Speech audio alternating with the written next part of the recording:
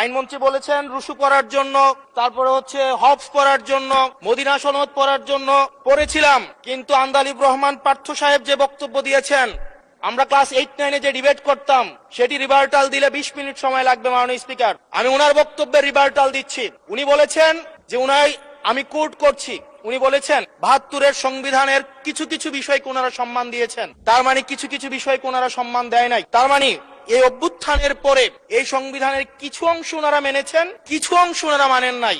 ওনারা কেবল ওই অংশটাই মেনেছেন যে অংশটা ওনাদের পক্ষে গিয়েছে, যে অংশটা ওনাদের বিপক্ষে গিয়েছে এই অংশটা ওনারা মানেন নাই। মাননীয় স্পিকার, এই ধরনের প্রকৃতি সম্পন্ন যারা আছে বাংলাদেশের পার্লামেন্ট যারা দেখছেন তারা সিদ্ধান্ত নেবেন, যারা কখনো কখনো কনফর্মিস্ট, যারা কখনো কখনো রিফর্মিস্ট, তারা মূলত হচ্ছে অপরচুনিস্ট। এখন আমি সংবিধানের কিছু কিছু ধারা মানব, কিছু কিছু ধারা মানব না।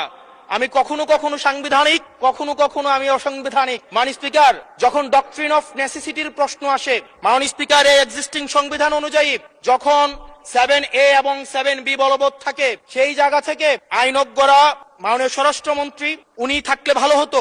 ডক্ট্রিন অফ নেসেসিটি মাননীয় স্পিকার 48-3 অনুযায়ী রাষ্ট্রপতি সুপ্রিম কোর্টের মাধ্যমে একটা এই 106-এর অ্যাডভাইজরি একটা রুল আছে মাননীয় স্পিকার। এই অ্যাডভাইজরি রুলের মাধ্যমে সংবিধানের ফান্ডামেন্টাল কোনো বিষয় কম্প্রোমাইজ করা যায় না। মাননীয় স্পিকার, যদি আমি এই সংবিধান মানি তাহলে এই অন্তর্বর্তীকালীন সরকারের বৈধতা প্রশ্নবিদ্ধ হয়। মাননীয় স্পিকার, মাননীয় স্পিকার, যদি এই সংবিধানকে আমি ধারণ করতে চাই, মেনে চলতে চাই, সেদিন 64 বিধি অনুযায়ী অ্যাটর্নি জেনারেল নিয়োগ দেওয়া হয়েছিল 6 আগস্ট। মাননীয় স্পিকার, এই সংসদে প্রশ্ন রাখতে চাই, তৎকালীন বর্তমান রাষ্ট্রপতি চুপ্পু, তখন বলা হয়েছে অ্যাটর্নি জেনারেল নিয়োগ দেওয়ার ক্ষেত্রে প্রধানমন্ত্রীর সাথে আলোচনা করতে হবে। সেদিন কোন প্রধানমন্ত্রীর সাথে আলোচনা করা হয়েছিল সেটা আমাদেরকে অ্যাটর্নি জেনারেল জানাবেন।